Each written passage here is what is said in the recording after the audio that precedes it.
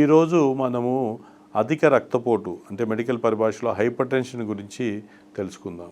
ఇప్పుడు చాలామంది అనుకుంటారు ఆ హైపర్ టెన్షన్ అంటే చాలా భయంకరంగా ఉంటుంది, చాలా సిమ్టమ్స్ ఉంటాయని. ఇది చాలా తప్పు. చాలామందికి 90% మందికి కూడా మీరు డాక్టర్ దగ్గరికి వెళ్ళి బీపీ కఫ్ కట్టుకొని చెకప్ చేయించుకుంటే తప్ప మీకు అధిక రక్తపోటు హైపర్ టెన్షన్ మొదలైనట్టుగా తెలియదు.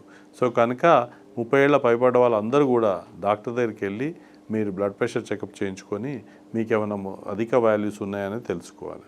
ఈ బీపీ కఫ్ కట్టి మనం చెక్ చేసినప్పుడు పైన ఒక వాల్యూ కింద ఒక వాల్యూ చెప్తాం.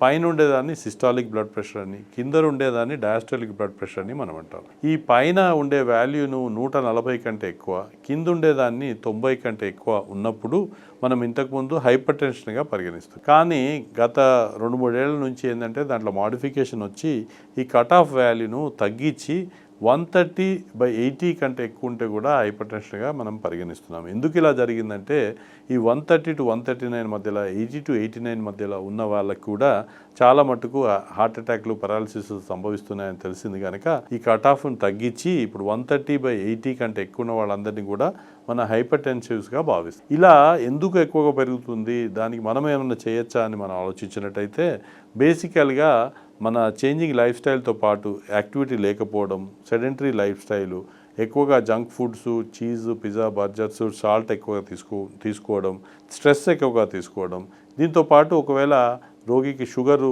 వ్యాధి, డయాబెటీస్ మొదలైన కొలెస్ట్రాల్ ఎక్కువ ఉన్నా ఇంకా బ్లడ్ ప్రెషర్ వాల్యూస్ పెరుగుతున్నట్టుగా మనం చూస్తున్నాం.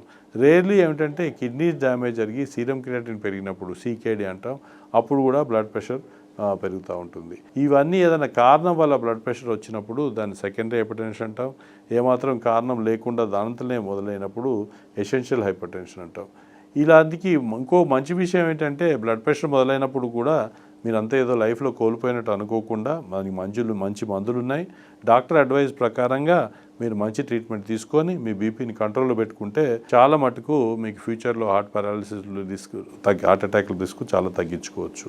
దాంతోపాటు బీపీ మందులే కాకుండా డాక్టర్ సలహా మేరకు కొలెస్ట్రాల్ తగ్గించే మందులు, స్టాటిన్ మాత్రలు కూడా వేసుకుంటే బీపీ ఉన్న వాళ్ళందరికీ కూడా ఫ్యూచర్లో అటాక్లు, పారాలిసిస్ రావని మనకు అధ్యయనాలు తెలిసింది. సో బీపీ మందులతో పాటు ఈ స్టాటిన్ మాత్రలు కూడా వేసుకుంటే మంచిది. ఇదే కాకుండా లైఫ్ స్టైల్ మాడిఫికేషన్ అంటాం. అంటే ఉప్పు తక్కువగా తీసుకోవడం, డైలీ వాకింగ్ చేయడం, బరువు పెరగకుండా చూసుకోవడం, స్ట్రెస్ లేకుండా ఉండడం, ఇవన్నిట్లో కూడా వాళ్ళకు కూడా మనకు బీపీ ఫర్దర్గా పెరగకుండా ఈ మందులతో పాటు దోహదం చేస్తుంది. ఇవన్నీ చేసినప్పటికీ కూడా మీకు బ్లడ్ ప్రెషర్ కంట్రోల్ అవుతలేనప్పుడు ఈ మధ్య రీనల్ డినర్వేషన్ అని అపోలో లాంటి హాస్పిటల్లో కొత్త ప్రొసీజర్ చేస్తున్నాము. ఇది కేవలం కాలి రక్తనాళం ద్వారా కూడా తీసుకెళ్ళి కిడ్నీ రక్తనాళాల చుట్టూ ఉన్న నర్వ్స్ ఇన్నర్వేషన్ను మనం చిన్న రేడియో ఫ్రీక్వెన్సీ ఎనర్జీ ద్వారా దాన్ని మాడిఫై చేస్తే బీపీ వాల్యూస్ సిగ్నిఫికెంట్గా తగ్గుతున్నట్టు మనకు అధ్యయనంలో తెలిసింది. కానీ ఇది ఎవరికి చేయాలా, ఎటువంటి వారికి చేయాలనేది కన్సర్న్ స్పెషలిస్ట్ డాక్టర్ చూసి డిసైడ్ చేస్తారు. కానీ బీపీ కంట్రోల్ అవుతున్న వాళ్ళకి మాత్రం ఇది ఒక వరంగా భావించవచ్చు.